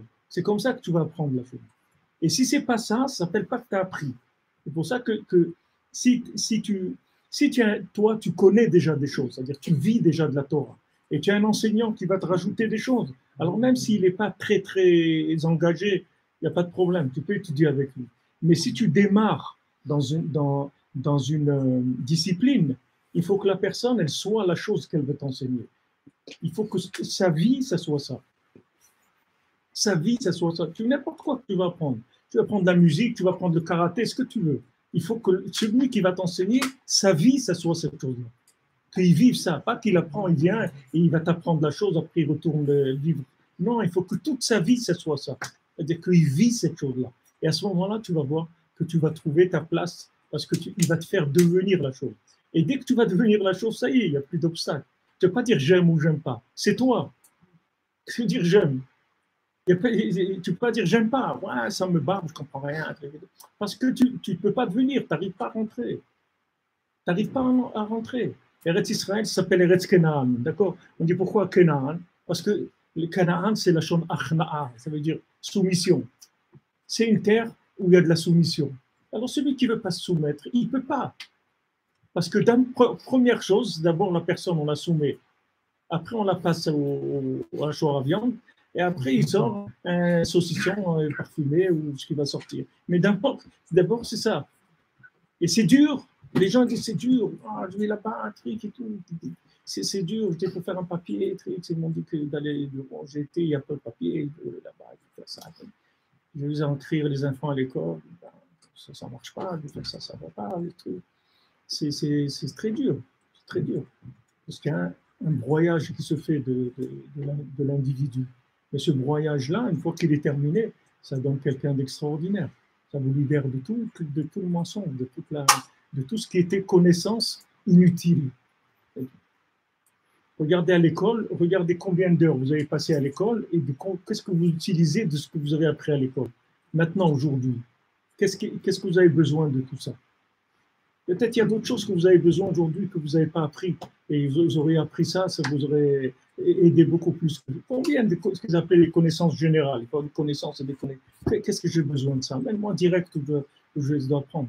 Pourquoi on ne fait pas une formation à l'école du mariage? Pourquoi à l'école, on n'apprend pas le mariage?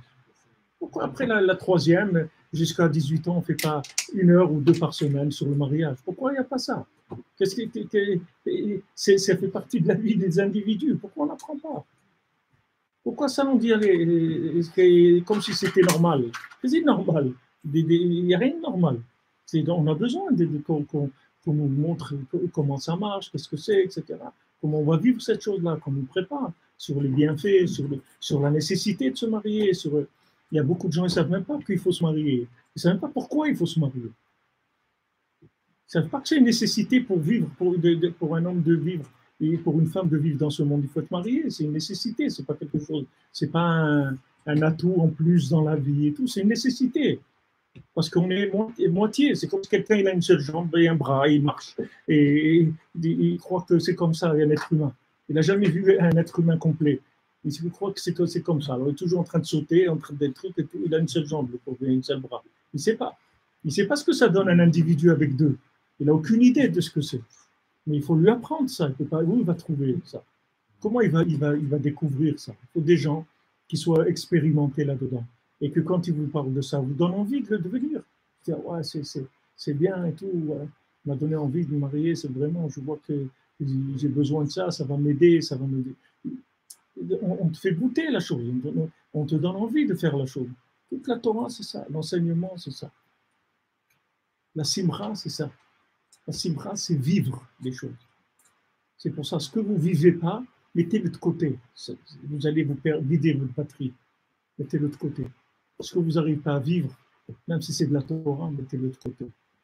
Cherchez comment vous allez vivre cette chose-là. Le Shabbat, vous ennuyez, c'est dur pour vous. Faites-vous inviter le Shabbat. Ne faites pas Shabbat tout seul. Faites Shabbat chez des gens qui vivent le Shabbat. Ne faites pas tout seul. Il faut avoir honte. Dire, moi, Shabbat, je m'ennuie, ça m'énerve. Il ne faut pas faire Shabbat tout seul. Va chez des gens qui vivent le Shabbat. Ils vont te faire vivre le Shabbat. Tu vas vivre 2, 3, 5, 10, 20. Ça y est, tu vas vivre ton Shabbat. Mais ne te force pas à faire des choses. Tu vas tourner en rond et tu vas t'user surtout. Parce que quelqu'un qui force, dès que tu commences à forcer, tout à l'heure tu parlais, est-ce qu'il faut se forcer? Alors là, je ne vais pas vous prendre plus de temps, il est déjà... On peut, Raphaël? Combien? 5 minutes, 10 minutes.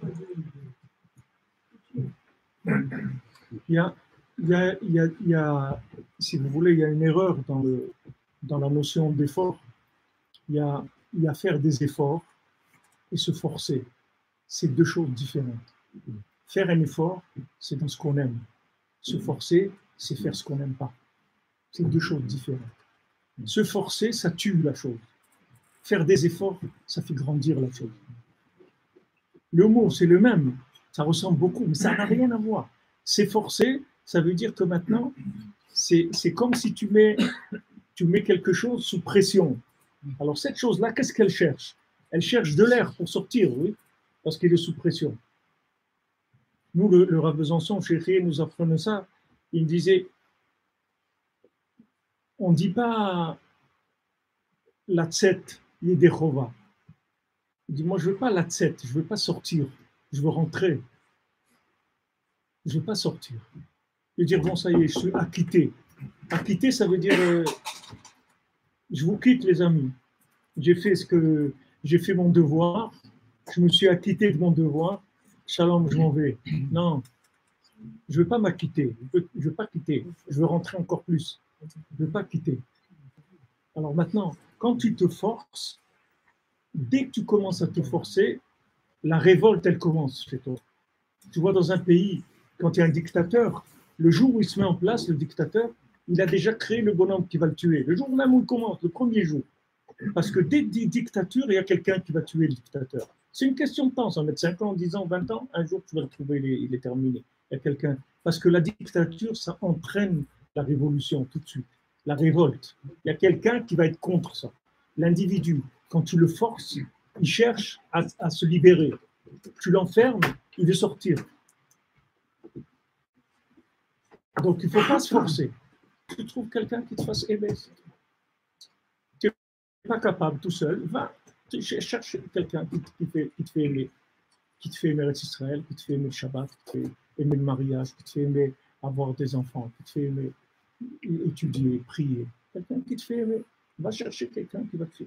Demande à Hachem qui t'envoie quelqu'un qui te fait aimer. Si tu demandes à Hachem, il va te donner, il va t'envoyer. Quand j'étais à Aix-les-Bains, quand on était à Aix-les-Bains avec une femme, au début du mariage, j'étudiais et tout, mais je voulais vraiment étudier avec quelqu'un de fort, quelqu'un qui soit très avancé. J'ai envie vraiment de goûter des choses qui soient avancées dans mon Torah. Un jour, c'était au Kodesh comme ça, j'avais tellement envie, je commençais à pleurer, je suis sorti un petit peu de la synagogue, je me montais vite sur la tête, je pleurais. Je dis, Hachem, je veux étudier, envoie-moi quelqu'un qui m'aide à rentrer dans la Torah, à prendre la profondeur. Et voilà, après, je suis rentré à la synagogue. Et après la tfila, il y a un rav qui vient me voir, des grands rabbinim de la Kéva. Il me voit, il me dit, je voulais te proposer quelque chose.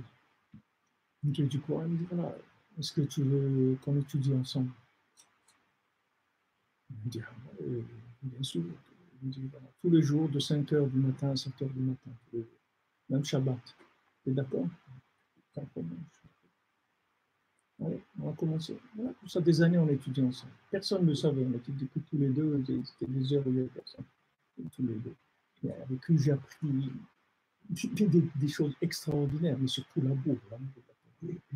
L'amour, quand il disait des mots du texte, on dirait qu'il mangeait des bonbons, du miel, quelque chose comme ça.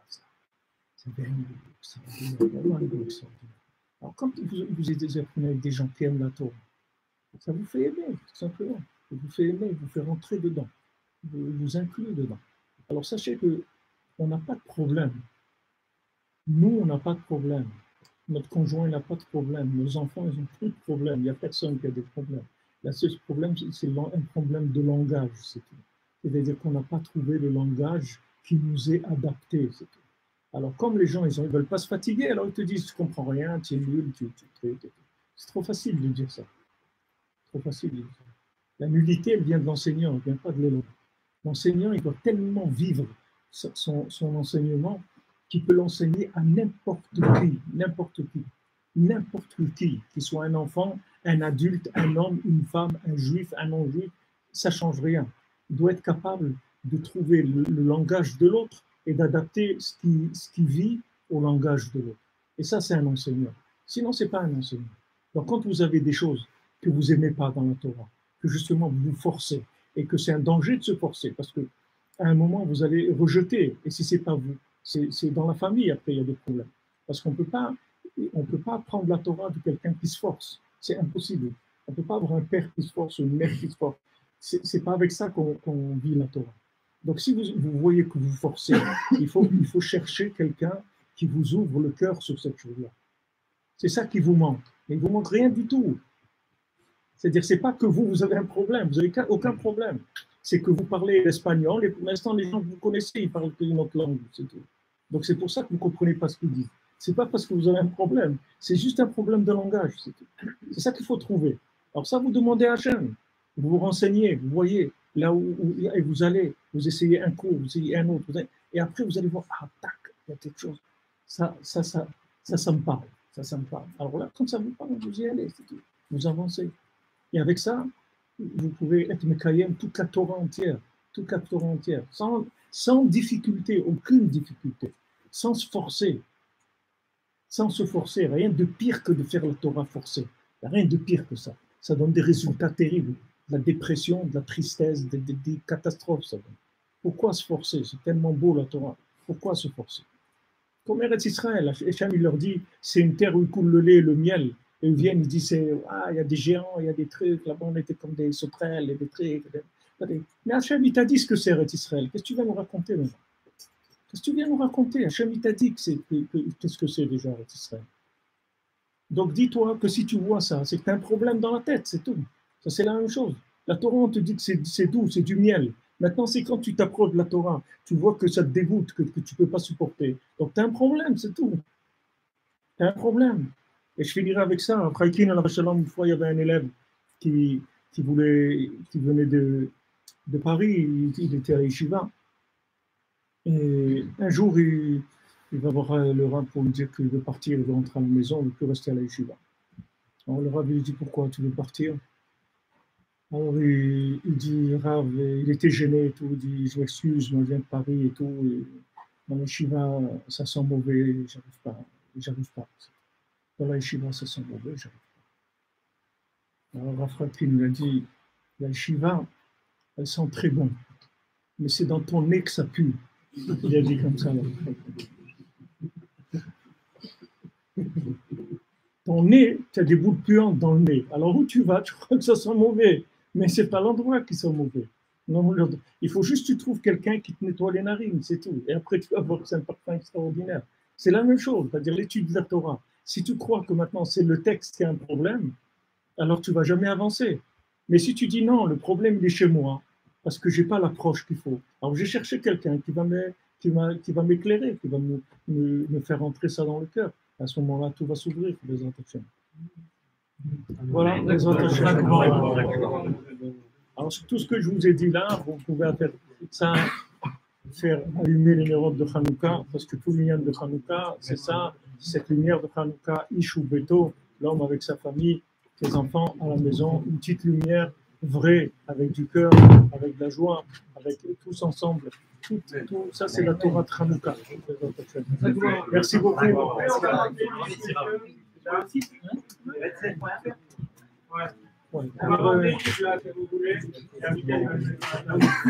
il y a un cours tous les jours, à midi, heure israélienne en live, jeudi soir à 3h du matin, heure israélienne. Jeudi soir, il dure 2 heures.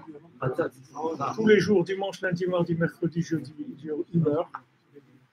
Et voilà, et on avance dans une étude approfondie et suivie qui dure en général quelques mois, quelques centaines d'heures, avant qu'on passe à une autre étude. Et ce qu'on apprend, tout ce qu'on apprend, c'est uniquement dans ce derrière-là, comment aimer Hachem, comment s'aimer soi-même, comment aimer la vie, comment aimer la Torah, comment aimer Hachem.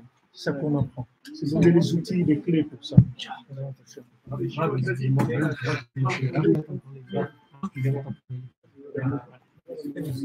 C'est quoi tous les jours, toute cette semaine. Le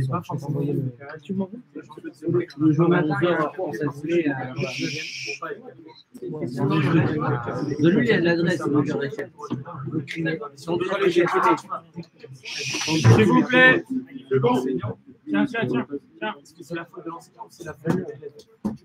Un enseignant, il doit avoir si quelqu'un il se présente comme enseignant, conférencier, il faut qu'il balaye 180 degrés quand il enseigne. Sinon, il ne peut pas. Sinon, il faut qu'il filtre. Et des fois, il faut dire public initié, public préparé. Vous sachez qu'on va traiter des choses qui a besoin d'une certaine connaissance pour entrer là-dedans. Donc, il faut qu'ils disent que c'est un public ciblé. C'est comme on dit ciblé. Vous avez un groupe de gens ciblés. Mais si quelqu'un s'adresse à un public général, c'est-à-dire des hommes, des femmes, des jeunes, des juifs, des non-juifs, il faut qu'il ait une maîtrise totale de ce qu'il enseigne. C'est-à-dire une maîtrise totale qui soit complètement ce qu'il enseigne. Sinon, il y a des gens qui vont rien comprendre. C'est-à-dire que par exemple, avec des enfants, sachant que chaque enfant il a un caractère différent, pour moi, c'est une éducation différente. On a un qui va mal réagir dans quelques heures, il ne va pas être attentif à un cours. C'est l'enseignant le problème. C'est pas l'enfant. Parce qu'un enfant qui n'est pas attentif, ça veut dire que tu ne l'intéresses pas. Tu ne l'intéresses pas. Ça, je le raconte tout le temps. Une fois quelqu'un est venu, il y a des gens qui venaient faire la cure à Aix-les-Bains, il y avait une cure thermale. Il y a des gens qui venaient passer 1 mois ou 2 mois à Aix-les-Bains. Alors, une fois, il y avait un curiste comme ça, il est venu voir un Fraïkin, il m'a dit, s'il vous plaît. Je lui ai dit, Rav, j'ai un problème grave et tout. Le Rav lui a dit, qu'est-ce qu'il y a? Je lui ai dit, ma femme, elle regarde la télévision le Shabbat. Alors, il croyait que le Rav, il allait lui dire, prends là, je vais lui parler tout de suite et tout. Alors, le Rav, il lui a dit, t'as qu'à faire les clowns Shabbat, comme ça ta femme ne regarde pas la télévision. Tu comprends? Il lui a dit, c'est-à-dire qu'il lui a dit, du moment où elle a envie de regarder la télévision, ça veut dire qu'elle s'ennuie. Oui. Ça veut dire que tu es quelqu'un d'ennuyeux. Qu'est-ce que tu veux qu'elle fasse? Elle va se taper la tête sur les murs toute la journée. Qu'est-ce que tu veux qu'elle fasse?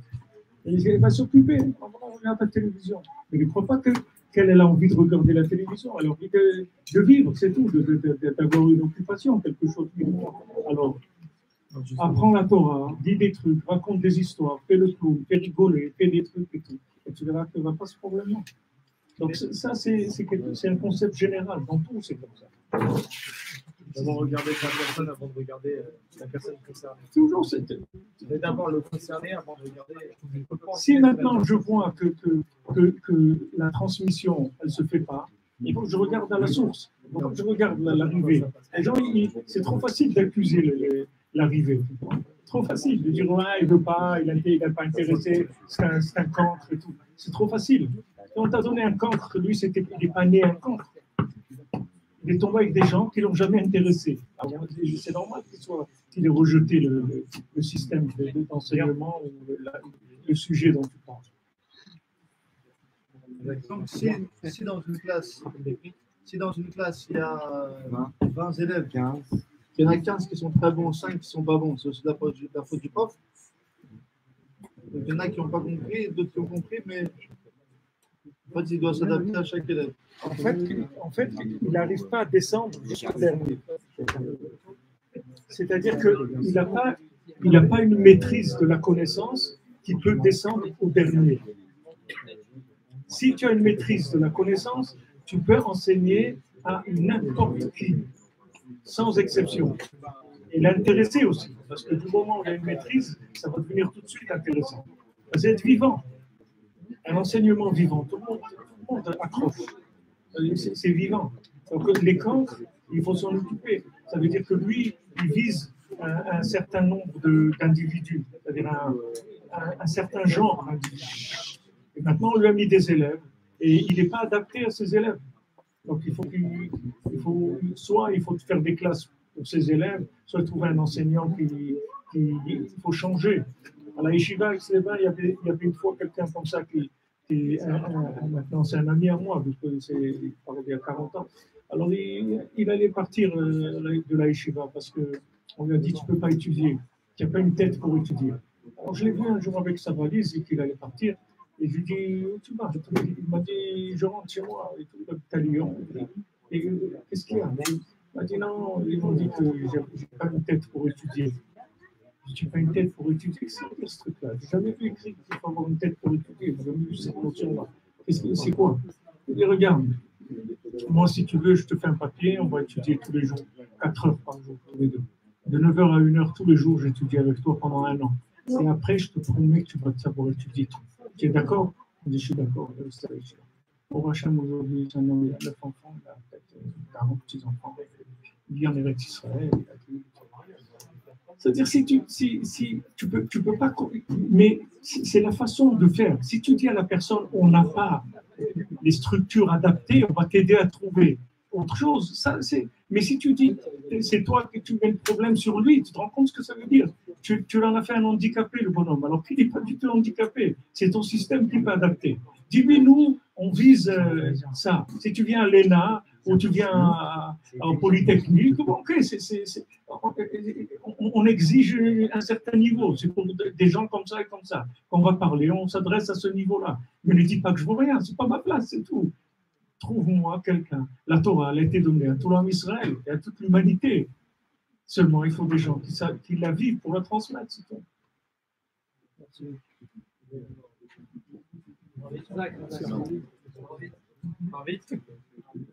Oui, si vous voulez.